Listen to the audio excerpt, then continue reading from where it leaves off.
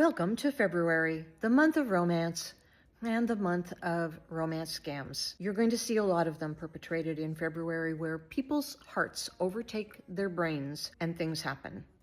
Usually, money is lost, and it's always yours. In 2024, the FBI reported losses of over $389 million to these kinds of romance scams. The Canadian Anti-Fraud Centre reports losses of over $638 million. How do these scams happen? Well, you meet them online. Dating apps or social media apps, they will build trust with you very quickly. They will love bomb you, contact you constantly, asking how you are, and they will change the narrative according to the things that you tell them. So while their story may seem to change, you're probably not going to notice it because they're just simply responding to what you are telling them. Pretty clever that way. And then what will happen? Well, there's going to be some kind of a financial crisis.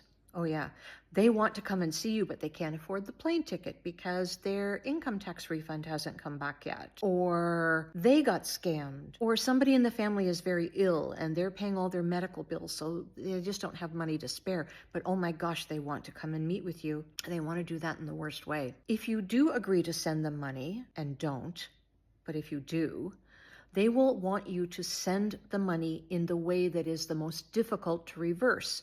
For instance, cryptocurrency. And if you haven't dealt with crypto dollars before, they have. And they'll give you the instructions, and because you don't know any better, you're just going to do as you're told. So what should you do? You should talk to somebody you trust. And I know, you're going to feel a little bit embarrassed, but trust me, you will feel even more embarrassed if the scam goes through and you lose your life savings. Because that happens to people. Talk to somebody you trust. It can be a family member. It can be a good friend that you've known for years. You can go to the police. You can talk to your lawyer as well. You can talk to anybody that makes you feel comfortable, but do make sure to get an objective second opinion about what's going on. Make sure that this person has access to all of the conversations and understands everything that's going on so that they can advise you appropriately. At the end of the day, the only good advice is don't send money. Don't let your hard-earned money be added to the millions and millions of dollars that scammers elicit from people every year.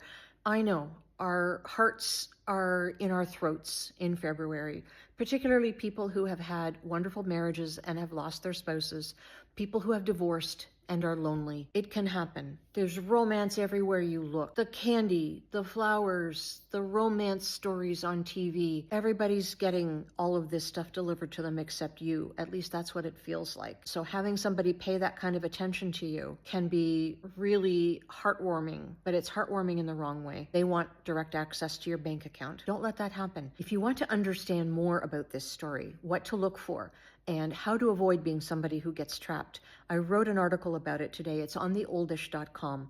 Go see it. If you are somebody who has been scammed in one of these romances, please share your story, even anonymously, in our comments, because it will help other people to understand that this really does happen and that they really can avoid it. And maybe you can help them understand how. Let's keep the scammers' bank accounts empty and keep your life savings intact.